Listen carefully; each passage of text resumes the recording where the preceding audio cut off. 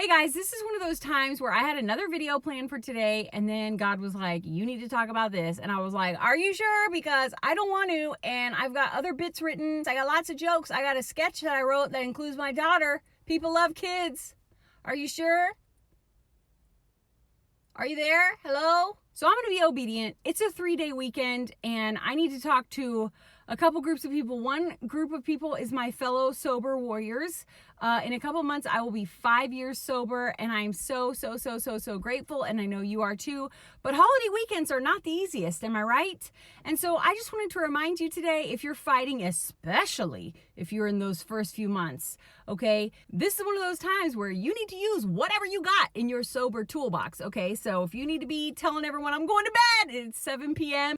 Or if you need to take a lot of bubble baths, even if you feel lame, do it anyway. You do what you got to do to stay sober. Okay, sober you is better than any other version. You know I'm right. The other thing is, a lot of times when I do talk about my sober journey, people will write in sometimes and ask me like, how do I know if I have a problem? Do I have a problem? And I am not an authority on the subject. Anyone, this is my disclaimer, you need to get your own help. But I'll tell you my story, and it is illustrated pretty well by a dream I had recently. And the dream was I had decided it's my birthday, I'm going to let myself have a glass of wine. In true Kelsey fashion, that one glass was like a goblet the size of a Mini Cooper, okay? And I was like, just this, that's it.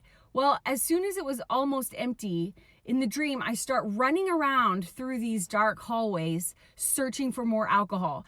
And it was secret. I didn't want anyone to see me, but I desperately needed to find more.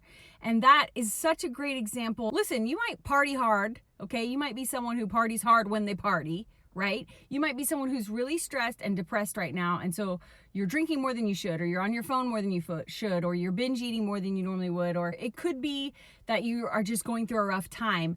But if you wake up in the morning, every morning, thinking about the next time you get to do that thing, that's your sign, my friend. I loved the Lord, loved my family, showed up at church, sang on the worship team, went to a job, was building my business, all these different things, and was totally trapped. And my mind was thinking about, when is the next time I get to drink? It's really not something fun for me to say out loud, Lord.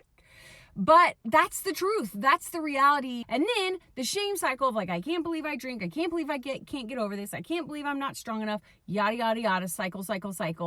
And I want you to hear me that if you stumble upon this video and you're wondering, and that sounds like you, that you're constantly thinking about it, whatever it is for you, you wake up thinking about it and making plans, and maybe you do it in secret and you're trying to hide some of those behaviors. I love you. I'm rooting for you. And if you hear nothing else, hear that you're worth it.